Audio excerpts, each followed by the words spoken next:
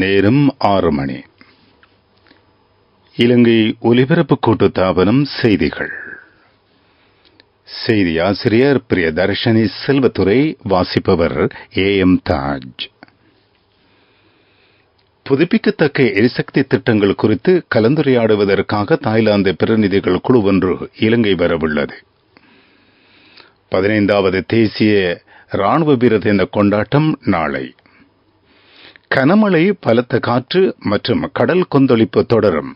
பல நீர்த்தேக்கங்களின் நீர்மட்டம் வான்பாய்கின்றன. பாடசாலைகளின் முதலாம் தவணையின் 3ஆம் கட்டம் எதிர்வரும் திங்கட்கிழமை ஆரம்பமாகும். ரஷ்யா உக்ரைன் போரில் சிக்கிய இளைஞர்கள் தொடர்பில் விரிவான கணக்கெடுப்பு. உற்பத்தி தொழில்துறைக்கு அரசாங்கத்திடமிருந்து மேலும் சலுகை. தெற்கு காசாவில் ராணுவ நடவடிக்கை குறித்து கலந்துரையாட தமது பாதுகாப்பு ஆலோசகரை இஸ்ரேலுக்கு அனுப்ப வெள்ளை மாளிகை தயார். இம்முறை வெசாக் பௌர்ணமி தினத்தில் பெருமளவான தாய்லாந்து பௌத்த துறவிகளாக மாறுவதன் மூலம் பல நூற்றாண்டுகள் பழமையான மதப்பிணைப்பு உயர்மட்டத்தை எட்டும் என பிரதமர் தினேஷ் குணவர்த்தன தெரிவித்துள்ளார். தாய்லாந்து தூதுவர் ஃபைடுன் மகபன்னபோன் உடன் அலரி மாளிகையில் நேற்று இடம்பெற்ற சந்திப்பின் போது பிரதமர் இதனை தெரிவித்தார். இதன்போது தாய்லாந்து பிரதமருக்கும் புதிய வெளிவார அமைச்சருக்கும் பிரதமர் தினேஷ் குணவர்த்தன வாழ்த்து தெரிவித்தார். இரு நாடுகளுக்கும் இடையிலான நீண்டகால பௌத்த உறவுகள் குறித்து இதன்போது கலந்துரையாடப்பட்டது. புதிய சுதந்திர வர்த்தக உடன்படிக்கை இரு நாடுகளுக்கும் இடையிலான பொருளாதார உறவுகளை மேம்படுத்த உதவும் என தாய்லாந்து தூதுவர் இதன்போது சுட்டிக்காட்டியுள்ளார். புதுப்பிக்கத்தக்க எரிசக்தி திட்டங்களுக்கான சாத்திய கூறுகள் குறித்து கலந்துரையாட தாய்லாந்து பிரதிநிதிகள் குழு ஒன்று அடுத்த வாரம் இலங்கை வரவுள்ளது. அவர்கள் தெதுரு ஓய மற்றும் யான் ஓய நீர்த்தேக்கங்களை பார்வையிட உள்ளனர். 15வது தேசிய ராணுவ வீரர் நினைவு தின நிகழ்வு நாளை இடம்பெறவுள்ளது. 30 வருடகால யுத்தத்தை நிறைவு செய்து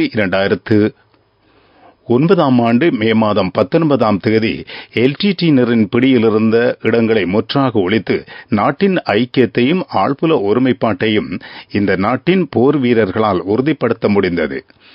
இம்முறை 15வது நினைவு தின நிகழ்வு நாளை பிற்பகல் ஸ்ரீ ஜெயவர்தனபுர கோட்டே பாராளுமன்ற கட்டட தொகுதிக்கு முன்பாக அமைந்துள்ள ராணுவ வீரர் நினைவு தூவிக்கு முன்பாக நடைபெறவுள்ளது. நிகழ்வில் பிரதம அதிதியாக பிரதமர் தினேஷ் குணவர்த்தன கலந்து கொள்ளவுள்ளார். போரினால் உயிரிழந்த ராணுவ வீரர்களின் குடும்ப உறுப்பினர்களும் நிகழ்வில் கலந்து கொள்ளவுள்ளனர். இந்த நிகழ்வுக்கு அமைவாக 3146 கடற்படையினர் பதவி உயர்த்தப்பட உள்ளதாகவும் கடற்படை அறிவித்துள்ளது. தற்போது பெய்து வரும் கடும் மழை காரணமாக நாட்டின் பல நீர்த்தேக்கங்களின் நீர்மட்டம் வான்பாய்வதாக நீர்ப்பாசன திணைக்களம் தெரிவித்துள்ளது. நீர்ப்பாசன திணைக்களத்தின் கீழ் உள்ள நீர்த்தேக்கங்களின் மொத்த நீர்மட்டம் தற்போது 75% காணப்படுகிறது. பலத்த காற்று மற்றும் கடல் கொந்தளிப்புடனான காலநிலை தொடரும் என வளிமண்டலவியல் திணைக்களம் தெரிவித்துள்ளது. அதன்படி நாட்டை சூழவுள்ள கடற்பரப்பிலும் தென்கிழக்கு அரபிக்கடல் பகுதியிலும் எதிர்வரும் சில நாட்களில் பலத்த காற்றுடன் கூடிய கனமழை பெய்யக்கூடும். இதனால் கடல் பகுதிகள் மிகவும் கொந்தளிப்பாக காணப்படும். எனவே மறு அறிவித்தல் வரை கடல் பயணங்களை மேற்கொள்ள வேண்டாம் என வளிமண்டலவியல் திணைக்களம் கடற்றொழிலாளர்கள் மற்றும் கடல்சார் சமூகத்தினருக்கு அறிவுறுத்தல் வழங்கியுள்ளது.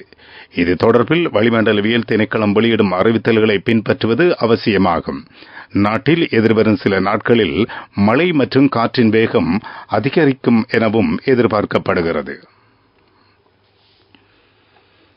ரஷ்யா உக்ரைன் யுத்தத்தில் ஈடுபட்டுள்ள இலங்கையர் தொடர்பில் கணக்கெடுப்பு நடத்தப்பட்டு வருவதாக ராஜாங்க அமைச்சர் தாரக பாலசூரிய தெரிவித்துள்ளார். இதற்காக வெளிவார மற்றும் பாதுகாப்பு அமைச்சுகள் முக்கிய பங்காற்றி வருகின்றன.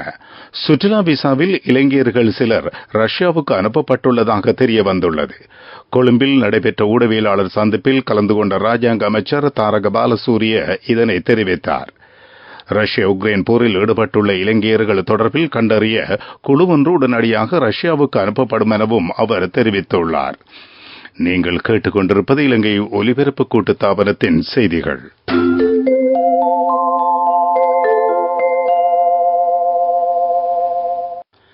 நாட்டின் அனைத்து உற்பத்தி கைத்தொழில்களையும் வலையமைப்பில் சேர்ப்பதால் அந்த தொழில்துறையினருக்கு அரசாங்கம் வழங்கும் சேவைகளை மேலும் விரிவுபடுத்த முடியும் என அமைச்சர் கலாநிதி ரமேஷ் பத்ரன தெரிவித்துள்ளார்.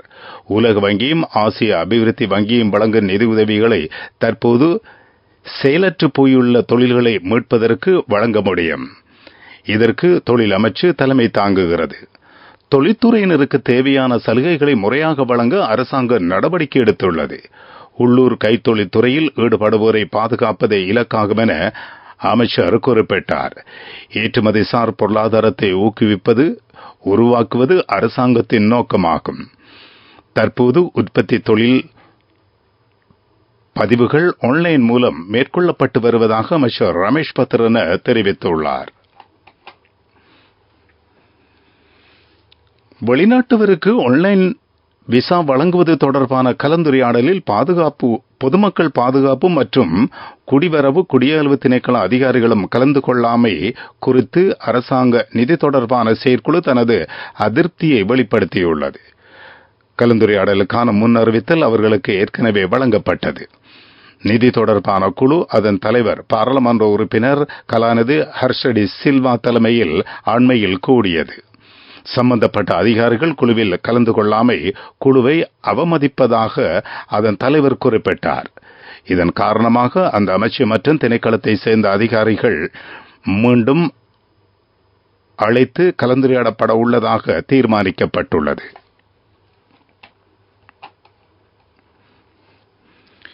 இன்று அனைவரும் கொண்டாடுவது எல்டிடி தலைவர் மற்றும் வேறு நபர்களின் மரணத்தை அல்ல என ஐக்கிய குடியரசு முன்னணியின் பாராளுமன்ற உறுப்பினர் பாட்டலி சம்பிக ரணவக்க தெரிவித்துள்ளார்.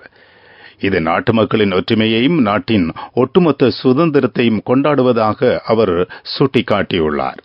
பொருளை மயானத்தில் உள்ள ராணுவ வீரர் நினைவு தூபிக்கு முன்பாக இன்று இடம்பெற்ற நிகழ்வில் கலந்து கொண்டு அவர் இதனை தெரிவித்தார். தற்போது பாதுகாப்பு படையில் பணிபுரியும் மற்றும் ஓய்வு பெற்றவர்களின் குடும்பத்தினர் பொருளாதார நெருக்கடியால் பாதிக்கப்பட்டுள்ளனர். தொடர்ச்சியாக ராணுவத்தில் இணைத்துக் கொள்ளப்படுவதால் பலர் வெளியேறுவதாகவும் அவர் சுட்டிக்காட்டினார். புதிய தலைமுறையின் ஆசிய மாநாடும் அவர்களுக்கான ஆசிய விருது வழங்கும் விழாவும் எதிர்வரும் ஜூலை மாதம் 5, 6, 8 தேதிகளில் கொழும்பில் நடைபெறவுள்ளது. விருது வழங்கும் விழாவுக்கான விண்ணப்பங்கள் எதிர்வரும் 31 வரை ஏற்றுக்கொள்ளப்படும் என புதிய தலைமுறைக்கான இலங்கை நிறுவனத்தின் தலைவர் கசுன் சிகேரா தெரிவித்துள்ளார். 30 பிரிவுகளின் கீழ் விருதுகள் வழங்கப்பட உள்ளன. தேசிய இளைஞர் சேவை மன்றம் இதற்கான ஒத்துழைப்பை வழங்குகிறது. இம்முறை மாநாட்டில் ஆசியாவிலிருந்து 200க்கும் மேற்பட்ட இளைஞர்கள் பங்கேற்கின்றனர்.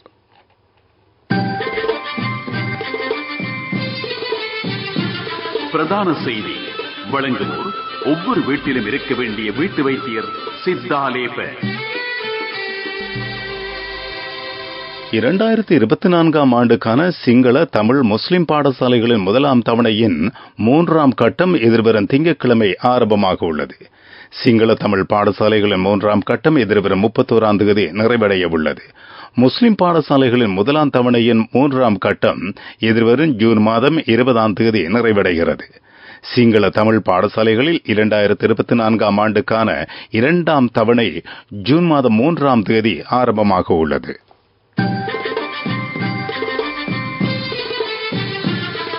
பிரதான செய்தி வழங்கியோர் ஒவ்வொரு வீட்டிலும் இருக்க வேண்டிய வீட்டு வைத்தியர் சித்தாலேப. உங்கள் கவனத்திற்கு கிருந்தியூய பிரதேசத்தில் காட்டு யானைகளின் தொல்லை அதிகரித்து வருவதாக பிரதேச மக்கள் தெரிவித்துள்ளனர். பொந்தல, வில்மன்ன, யால பூங்காக்களிலிருந்து வெளியேறி யானைகள் கிராமத்தை தாக்குவதால் வீட்டுத் தோட்டங்களும் நெற்செய்கையும் கடுமையாக பாதிக்கப்பட்டுள்ளன. சேதமடைந்துள்ள மின்வேலிகளை விரைந்து திருத்தி அமைக்க வேண்டியதன் அவசியம் வலியுறுத்தப்பட்டுள்ளது. காட்டு யானைகளின் அச்சுறுத்தல் தொடர்பில் தென் மாகாண வனஜீவராசிகள் உதவி பணிப்பாளர் உடனடியாக நடவடிக்கை எடுக்க வேண்டும் என பிரதேச மக்கள் கோரிக்கை விடுத்துள்ளனர்.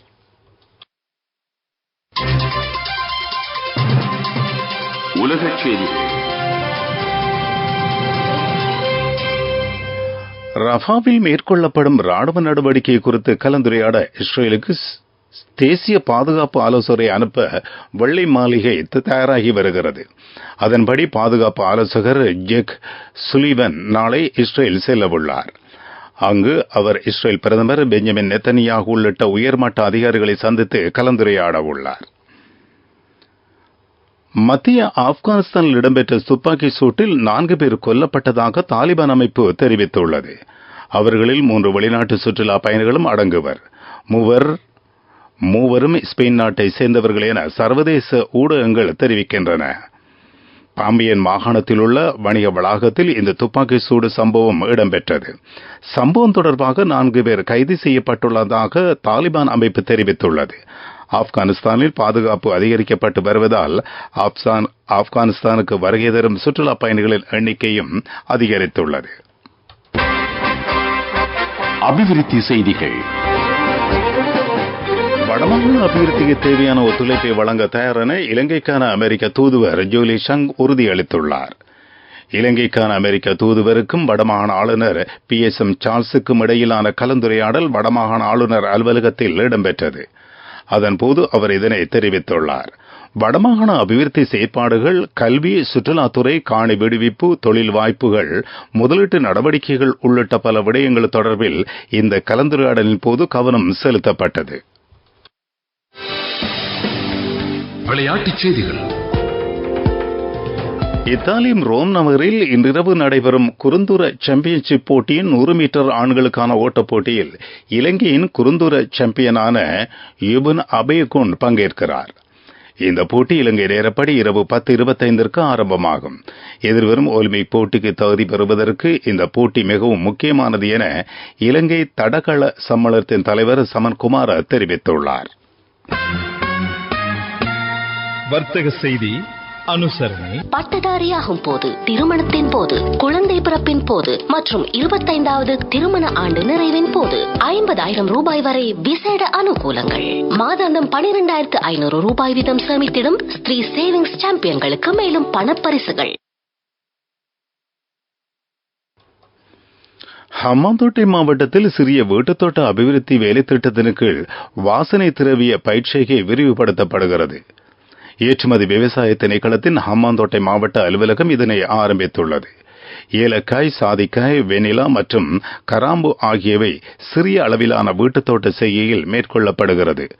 தற்போது விவசாயிகளுக்கு விதைகளும் கன்றுகளும் வழங்கப்படுவதாக ஏற்றுமதி விவசாய திணைக்களத்தின் ஹம்பாந்தோட்டை அலுவலகம் தெரிவித்துள்ளது. பட்டதாரியாகும் போது, திருமணத்தின் போது, குழந்தை பிறப்பின் போது மற்றும் 25வது திருமண ஆண்டு நிறைவின் போது 50,000 ரூபாய் வரை விசேட அனுகூலங்கள். மாதாந்தம் 12,500 ரூபாய் வீதம் சேமித்திடும் ஸ்ரீ சேவிங்ஸ் சாம்பியன்களுக்கு மேலும் பணப்பரிசுகள். பொருளாதார செய்திகள். பிரதேச மற்றும் மாவட்ட செயலகங்கள் மூலம் மக்களுக்கு வழங்கப்படும் சேவைகளை மேலும் சிறப்பாகவும் பயனுள்ளதாகவும் மாற்றும் வகையில் புதிய வேலைத்திட்டம் முன்னெடுக்கப்படுகிறது. அதற்கான ஏற்பாடுகளை உள்துறை ராஜாங்க அமைச்சு மேற்கொண்டுள்ளது. அமைச்சு ஏற்கனவே கிராம சேவையாளர் சேவையை ஆரம்பித்துள்ளது. வீடுகளுக்கு சென்று சேகரிக்கப்படும் தகவல்கள் எலக்ட்ரானியல் ஊடகங்களில் ஊடாக சேமிக்கப்படுகின்றன. காலநிலை அறிக்கை. இலங்கையை சூழ உள்ள கடற்பகுதிகளில் விருத்தியடைந்து வரும் பருவப்பெயர்ச்சிக்கு முந்தைய நிலை காரணமாக எதிர்வரும் சில நாட்களில் மழையும் காற்றும் அதிகரிக்கக்கூடும் என வளிமண்டலவிய திணைக்களம் அறிவித்துள்ளது. நாட்டின் பெரும்பாலான பகுதிகளில் வானம் மப்பும் மந்தாரவுமாக காணப்படும். மேல் சப்ரகமு, மத்திய, வடமேல், தென் மாகாணங்களிலும் மன்னார் மாவட்டத்திலும் அவ்வப்போது மழை அல்லது இடியுடன் கூடிய மழை பெய்யக்கூடும். நாட்டின் ஏனைய பகுதிகளில் பிற்பகலில் மழை அல்லது இடியுடன் கூடிய மழை பெய்யக்கூடும். மேல் சப்ரகமு, வடமேல் மாகாணங்களிலும் காலி, மாத்தறை, கண்டி, நுவரெலியா ஆகிய மாவட்டங்களின் சில இடங்களில் 100 மில்லிமீட்டருக்கும் அதிகமான மழை பெய்யும். தென் மாகாணத்தில் அவ்வப்போது 30 தொடக்க 40 கிலோமீட்டர் வரை காற்று வீசக்கூடும். இடியுடன் கூடிய மழையின் போது அந்த பகுதிகளில் தற்காலிகமாக பலத்த காற்றும் வீசக்கூடும் என திணைக்களம் தெரிவித்துள்ளது. மீண்டும் தலைப்புச் செய்திகள். புதுப்பிக்கத்தக்க எரிசக்தி திட்டங்கள் குறித்து கலந்துரையாடுவதற்காக தாய்லாந்து பிரதிநிதிகள் குழு ஒன்று இலங்கை வரவுள்ளது. 15வது தேசிய ராணுவ வீரர் தின கொண்டாட்டம் நாளை. கனமழை, பலத்த காற்று மற்றும் கடல் கொந்தளிப்பு தொடரும். பல நீர்த்தேக்கங்களின் நீர்மட்டம் வான்பாய்கின்றன. பாடசாலைகள் முதலாம் தவணையின் 3ஆம் கட்டம் எதிர்வரும் திங்கட்கிழமை ஆரம்பம். ரஷ்ய உக்ரைன் போரில் சிக்கிய இலங்கையர்கள் தொடர்பில் விரிவான கணக்கெடுப்பு. உற்பத்தி தொழில்துறைக்கு அரசாங்கத்திடமிருந்து மேலும் சலுகை.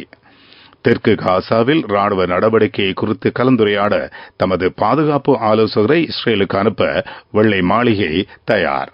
இத்துடன் செய்திகள் முடிவடைந்தன. எமது அடுத்த பிரதான செய்தி இரவு 9 மணிக்கு.